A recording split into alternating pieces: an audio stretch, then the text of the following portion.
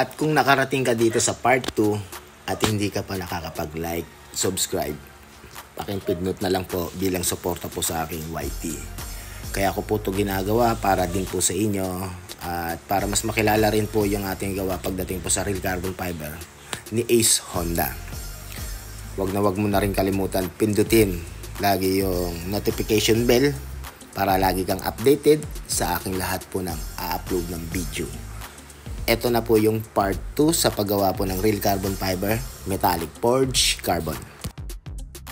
Doon nga pala po sa mga nagtatanong pa ulit sa akin, kasi minsan po daw pang naglilihad daw sila, tinatamaan daw yung carbon. Okay lang po yon mga guys, kahit umabot pa po kayo sa plastic at pwede nyo pang retouch po yun, hindi naman po talaga masisira. Ito naman po talaga yung kagandahan po ng forged carbon.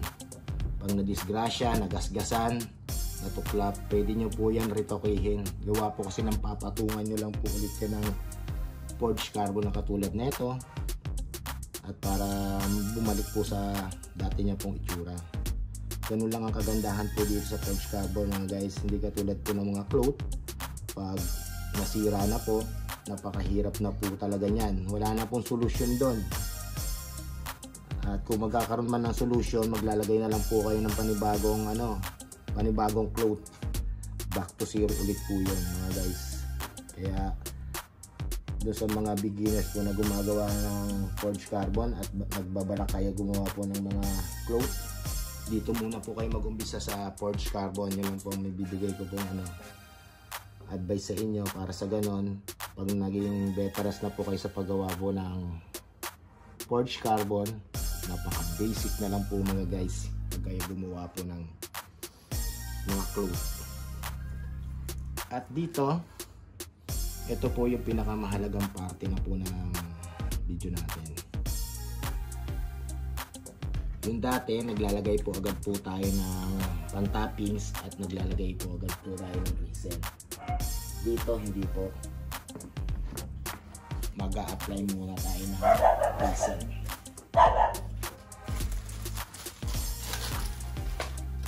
Alam niyo kung bakit mga guys?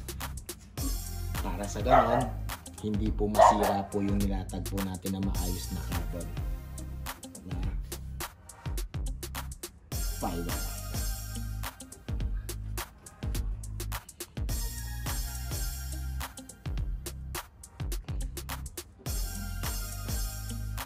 Ayan guys, napaka-konti. 1, 2, 3.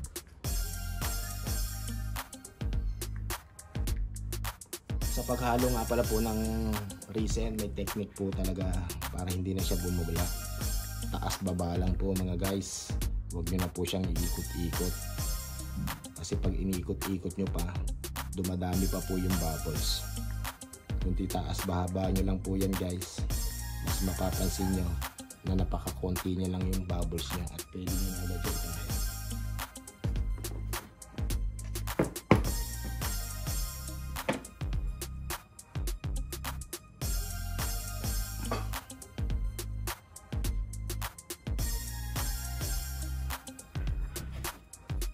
Pagpahit po lang ito guys, huwag yung kukuskusin ha. Dapat ganun lang ha. Para makasigurado lang po tayo lahat ng mga nilagay po natin na carbon, na forged carbon, ay lagyan po natin ng resin, at para masipsip niya po doon sa pinakailalim po niyang pinaglalatagan niya, at makakasigurado po tayo na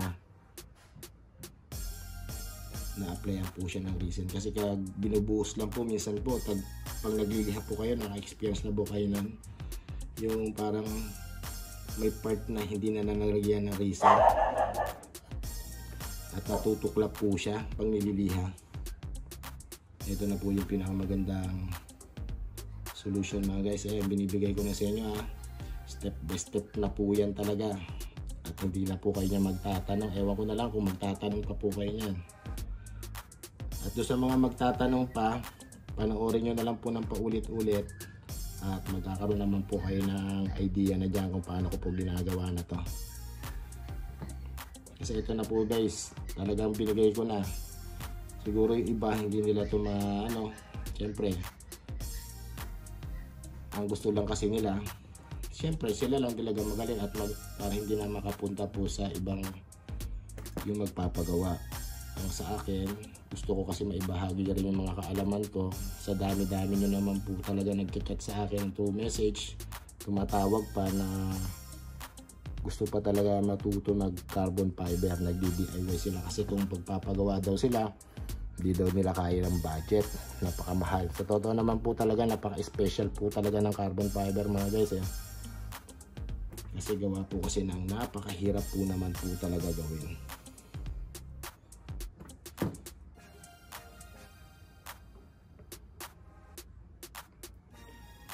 Yun na yun guys saglit lang natin malapot na siya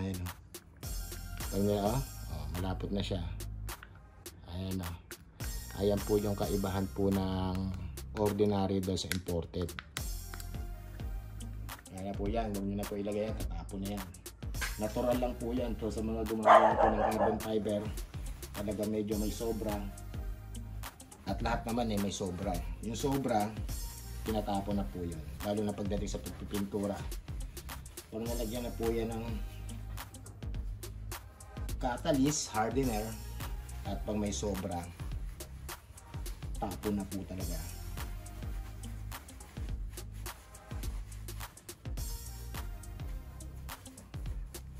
Doon nga pala po sa mga turuan ko, nakikita ko yung mga post nyo, talagang napakababangis nyo na po talaga. Ang gagaling nyo na, ang dami nyo, mas marami pa kayong customer kaysa sa akin, sa totoo lang. Natutuwa naman ako pag nakikita ko po yung mga gawa nyo. Talagang wala na rin ako masabi. May mga nagtatag, talagang ang gaganda na ng mga nila gawa nila. At naging business na po rin talaga nila yung pagiging real carbon fiber nila Pero yung iba nagchat-chat pa rin po sa akin kung ano po yung pinakamagaganda at sinasagot ko po naman. Ito naman po guys yung kinat po natin sa honeycomb. Honeycomb po yung ginagamit ko.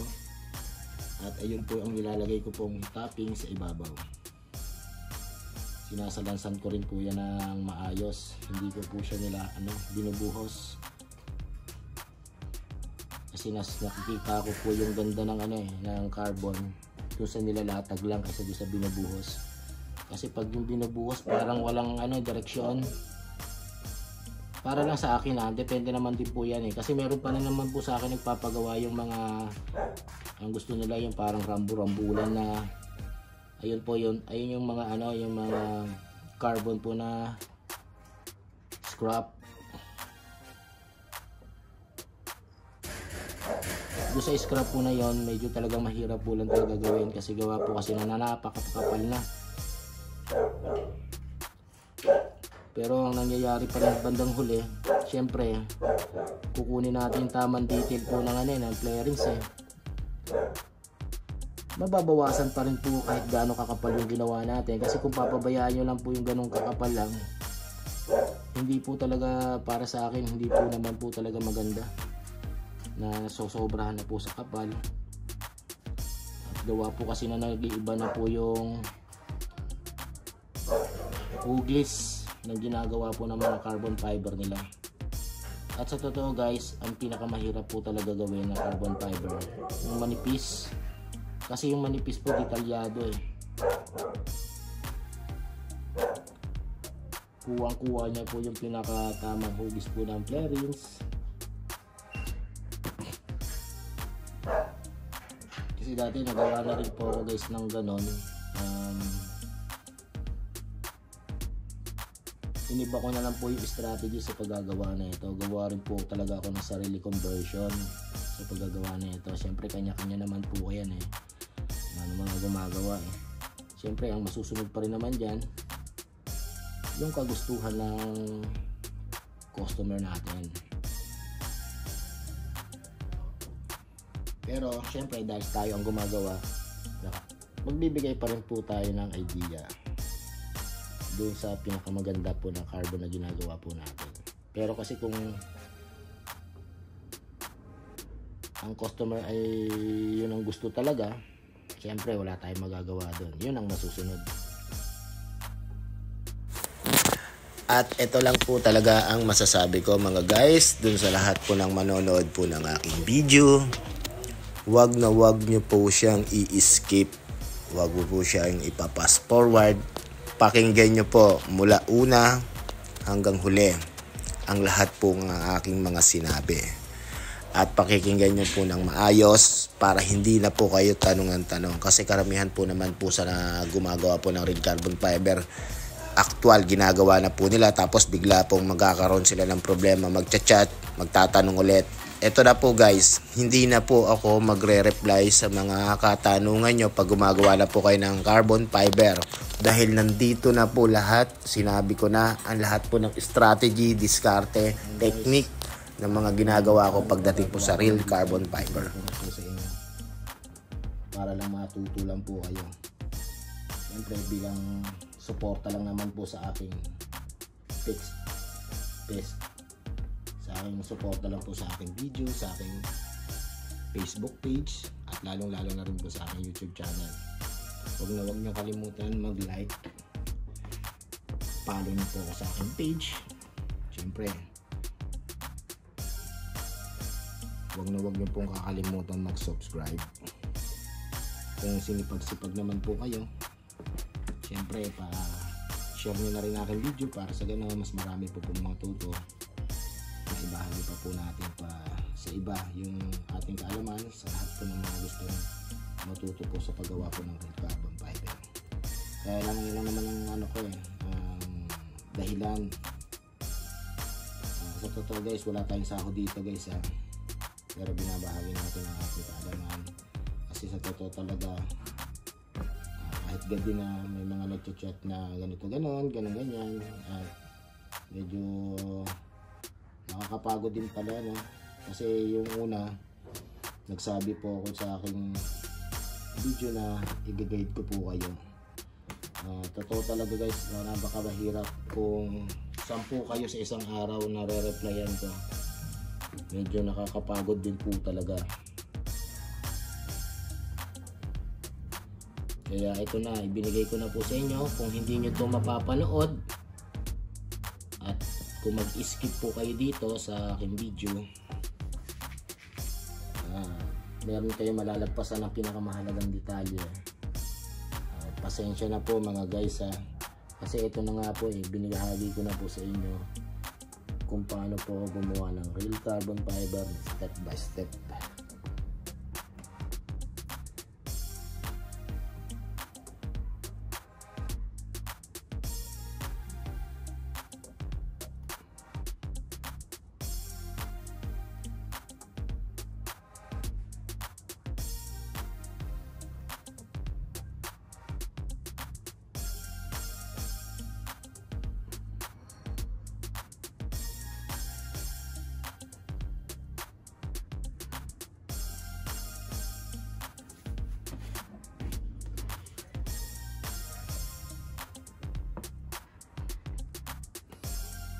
Yan guys, nailagay na po natin.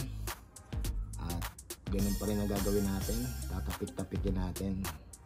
Pwede naman po kayo maglagay po ng ng plastic. Yung katulad po sa aking video, pwede naman po yan. Kung nahihirapan po kayo. Kasi minsan po sa akin, pag naglalagay po ako ng plastic, nasisira pa po kasi yung carbon na nilagay ko Minsan umaangat pa po siya. Kasi gawa po kasi ng dumidikit din po siya doon sa plastic. Pero kung gusto niyo po ng malinis na paraan at ayaw nyo masira yung nilatag nyo po na carbon fiber, ganito po yung strategy na gawin nyo guys para mas maging malinis at mas maganda.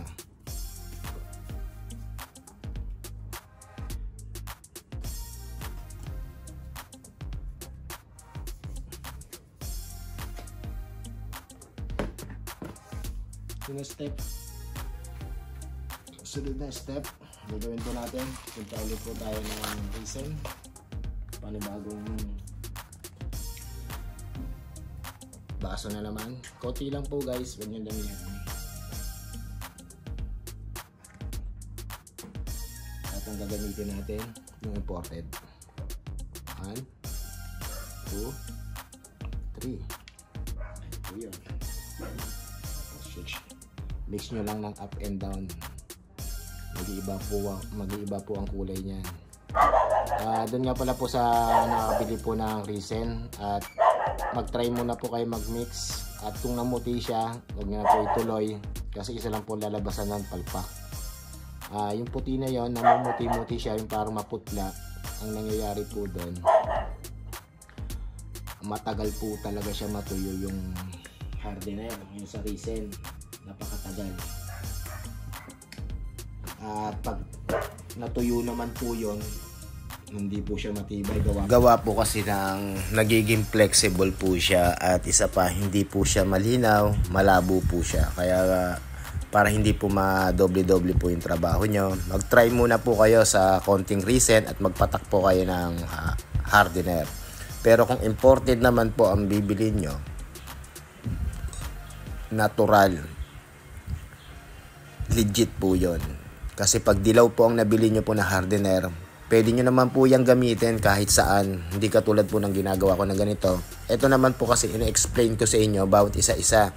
Doon sa mga pwede nyo nang gawin pag hindi pa kayo marunong, at pwede nyo nang gawin doon dahil sa marunong na kayo. Yan po yung option. Kaya po ako nagbibigay po ng mga diskarte para meron po kayong idea kung paano po ako gumawa at kung paano nyo na rin gagawin pag kayo nagre-real carbon fiber. Ganun lang guys ang gagawin nyo. Magtitimpla po kayo ng konti. Mula din sa metallic, yung mga usli nun, tatapik-tapikin nyo lang po para maging flat po siya at para walang may umusli. Kasi pag may umusli po sa metallic at pag tinamaan po ng liha yon, pumuputi, nagiging silver. Pag nagawa nyo na po yon, natapik nyo na po yung metallic, ganun din po sa mga malalapad na i-apply nyo, tatapik-tapikin nyo at maglalagay din po kayo ng resin. Pag nalagyan nyo na po ng resin yon, dapat po make sure na sureball po sa bawat malalaking forged carbon na ilagay nyo, nalagyan nyo po siya ng resin. Tapos mag-apply po kayo ng yung maliliit na pinakita ko, yung mga toppings, ganun din, tatapik-tapikin nyo, tapos mag-apply din po kayo ng resin. Bali, ang gagawin nyo mga guys, pag nagawa nyo na po yun, mag-3 coat, full coat po kayo ng resin sa ibabaw. Pag nakita nyo na po na smooth na po yung paglagay nyo po ng resin, pwede nyo na po siyang lihain ng 100. Katulad po neto, nililiha ko na po siya ng 100 dahil alam ko na po na may pagkapantay na po siya. Pag nakita nyo po medyo lubak-lubak pa po yung tirada nyo, mag-apply lang po kayo na mag-apply po ng resin hanggang doon sa makikita nyo ng medyo may pagkalubak lang po siya. Huwag lang po yung lubak na lubak. At eto na po guys, nalihan na natin po siya ng 100. Pinantay na po natin siya. Tapos nilinis ko po to ng urethane thinner. Bago po ulit po tayo mag-a-apply ng resin. Pero ang gagamitin na po natin dito yung hardener na ordinary. Gawa po kasi ng medyo matagal po siya matuyo. Dahil ang purpose po natin doon sa medyo matagal matuyo, yung papasukin niya po yung mga maliliit na butas. Kaya ang gagamitin po natin dito yung hardener na ordinary. Ganun lang guys ang technique. Pag nalagyan nyo na po siya ng hardener, manipis lang po ang paglagay dito. At maghihintay po kayo ng mga 15 minutes to 30 minutes. Pag natuyo na po yung in-apply nyo na manipis na resin, na ang gamit po yung hardener na ordinary, magtitimpla ulit po kayo ng resin para po do sa second coat. Pero ang gagamitin nyo na po yung hardener na imported. Kasi ang gagawin na po natin dito, pagpapakapal po ng resin at hahabulin natin yung mga hindi po natin nahabol sa pagliliha po natin dun po sa sanding machine. At ayan po guys, binigay ko na. Pakinggan nyo lang ng mabuti. Pakinggan nyo lang ng pakinggan lahat ng mga sinabi ko. Imposibleng hindi nyo po magagawa yung katulad ng ginagawa ko. Yung iba nga tinuruan ko nga, nagawa na po nila. Kayo pa ko kaya sila ho, naging business na po nila. Nakikita ko yung post nila, ang dami na po talaga. At nagpapasalamat din po talaga sila sa akin at natutuwa ko. Bilang ganon, naibabahagi ko po yung aking mga kaalaman pagdating po sa real carbon fiber.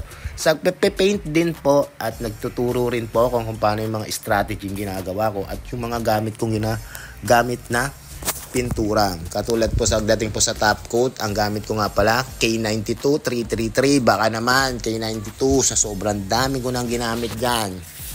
Baka naman. Yun guys, panoorin nyo lang ng paulit-ulit. Pakinggan nyo ng maayos ang lagi ko sinasabi. Pagdating po sa pagliliha. Sa pagliliha po, ang number 1 po ng ikagaganda po ng real carbon fiber. Kasi pag hindi po kayo marunong magliha, kahit anong gamitin nyo po ng mga mamamahalin pong materyales, wala rin po, hindi rin po nagaganda ang inyong gawa. Kaya dapat number 1, pagpokusan nyo po sa pagliliha para magawa nyo po yung pinakamaganda pong real carbon fiber. Kung mapapansin nyo guys, nagmix po tayo ng resin.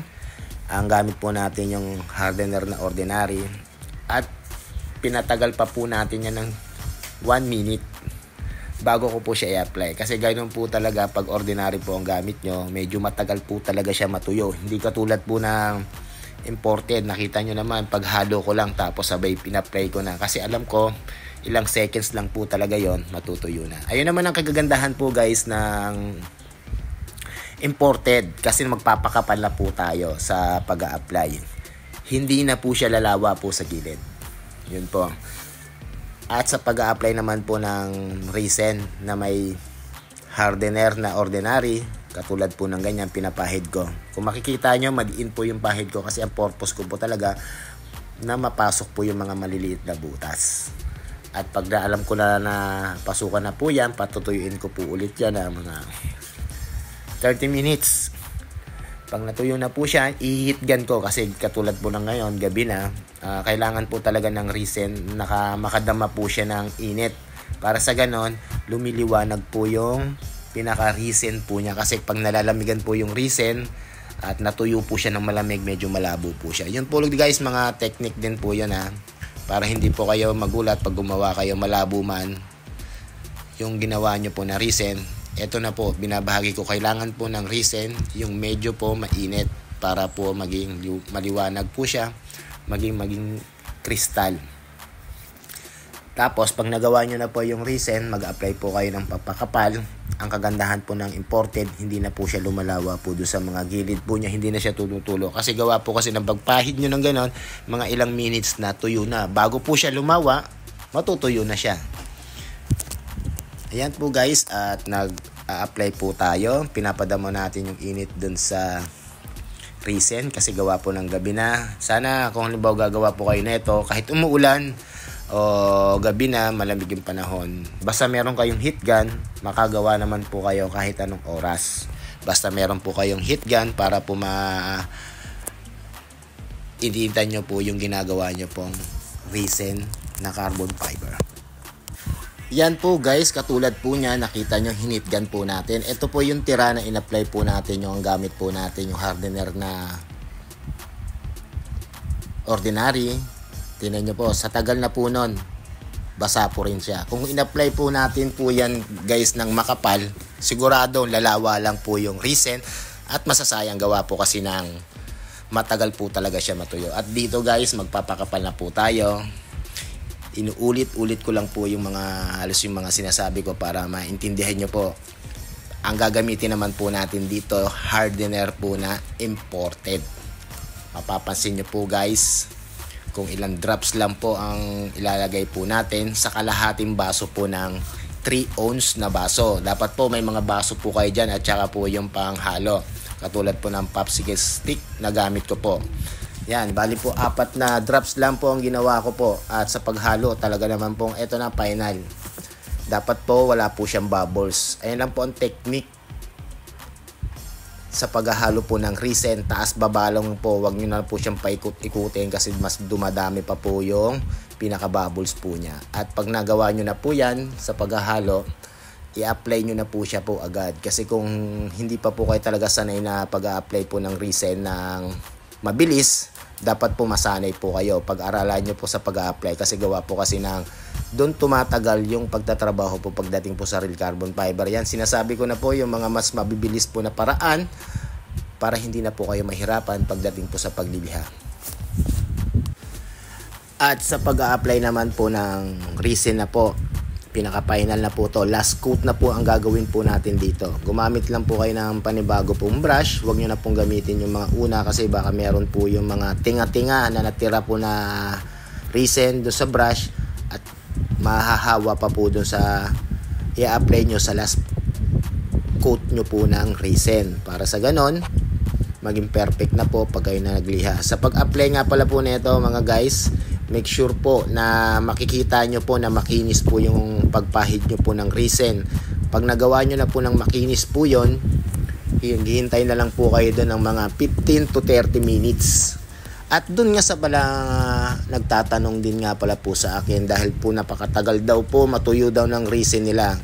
Ang tanong ko lang po, baka hindi nyo po nalagyan ng hardener. Pero kung nalagyan nyo po ng hardener, matutuyot at matutuyo nga po talaga yan. At doon sa mga nagugulat na malagkit pa rin, natural po, malagkit po talaga ang resin pag hindi pa po talaga yan totalin tuyo. Kung gusto nyo po talagang totalin tuyo yan, patuyuin nyo po yan ng mga 3 to 4 hours. Pag hinawakan nyo, hindi na po talaga siya masyadong malagkit. May mararamdaman lang kayo ng konting dikit ng kamay, hindi katulad yung sinasabi nyo malagkit na malagkit. Ito lang po guys, kung halimbawang nag-apply po kayo ng resin at mayroon po natira sa baso, at kung nakita nyo yung baso na may sobrang resin at tumigas na, tapos hinawakan nyo yung pinahiran nyo po ng carbon fiber at malagkit pa ho, tuyo na po yon mga guys. Pwede nyo na po siyang lihain. Pero ang technique para mas matanggal po yung lagkit, ang gawin nyo, kumuha lang po kayo ng urethane thinner, pahiran nyo po siya ng brush at kuskusin nyo po siya ng basahan. Pag nagawa nyo na po at tatanggal nyo na po yung lagkit, para sa paglilihan nyo, hindi na po kayo mahirapan. Kasi magastos po mga guys kung lilihain nyo po talaga ng malagkit yan. Dapat ganun lang po ang gagawin nyo, tanggalin nyo po muna yung lagkit bago po kayo magliha. Morning po sa inyo lahat. Kung mapapansin nyo, ang kinis na, no? Pero dito, parte dito, nalihan natin. At dito may masking tape. Gawa po ng masking tape, ito rin po yung isang diskarte ko po para matakpan po natin yung mga butas. Sa nagawa po natin, isa lang po ang naging error. Kung mapapansin nyo, parang wet po siya, bakat yung resin. Para sa ganon, flat na po siya, pantay na. At di na tayo mahihirapan. Kaysa doon sa dinadrop lang po, yung pinapatak lang po sa bawat mga butas-butas. Ito na lang po yung gawin nyo mga guys. Pagpatak nyo, lagyan nyo ng masking tape para sa ganon pag natuyo, madali nyo na lang po lihain. Ganon din po yung isa po guys, yung visor. Isa lang din po yung error, napakaliit. Kasi kung hindi ko po ito lalagyan ng resin at hahabulin natin ang hahabulin sa top coat, mas matrabaho pa po. Kaya kung halimbawa pong nakakita po kayo ng mga butas-butas, gawin nyo na po agad ng maayos. Huwag nyo na po kayo umasa doon sa top coat na matatakpan po siya.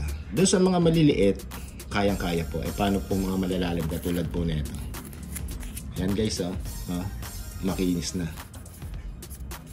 Ngayon, pipinishin na natin po dito sa pagliliha po ng 400. Bali naka-4 na patong na po ako nito kagabi.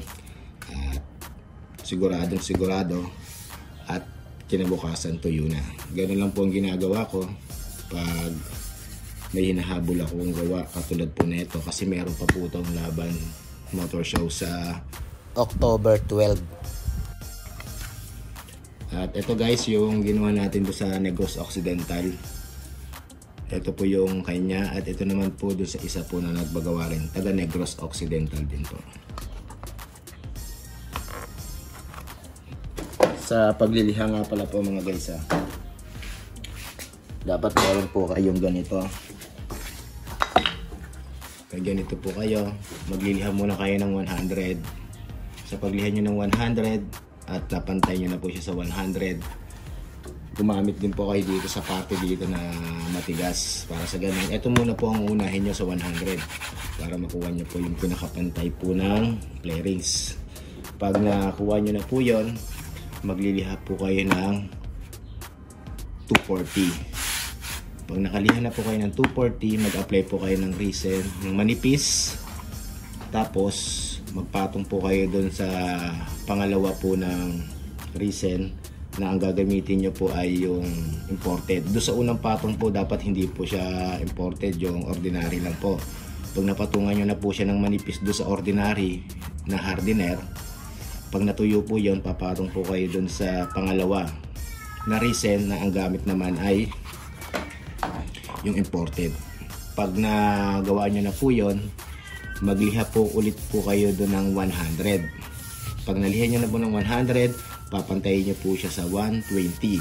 At pagpantay na po siya sa 120, magto 240 na po kayo. Pipinishin nyo na po siya, magiging smooth na po. Dapat ganun po, 240. Sa 240 po, pinipinish ko na po. Hindi na po ako naglilih po muna ng 400. Ginagawa ko po para mas malakas po yung kapit ng top coat. Nagta-top coat muna po ako sa 240 at ito po yung kinalabasan. Pag nagawa nyo na po yun, papatuyuin nyo lang po siya. Pag natuyo na, doon na po kayo maglilihan ng 400. At magpipinish na po kayo ng 2 coat, full coat.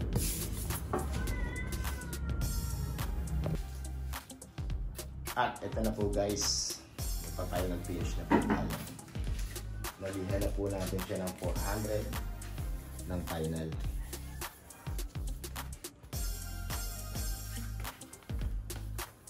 Para makasigurado po tayo na wala po siyang mga nakadikit na alikabok. Gamit po kayo ng ganito guys. Rag rugs. Shopee ko lang din po ito na bilhin sa mga nagtatanong.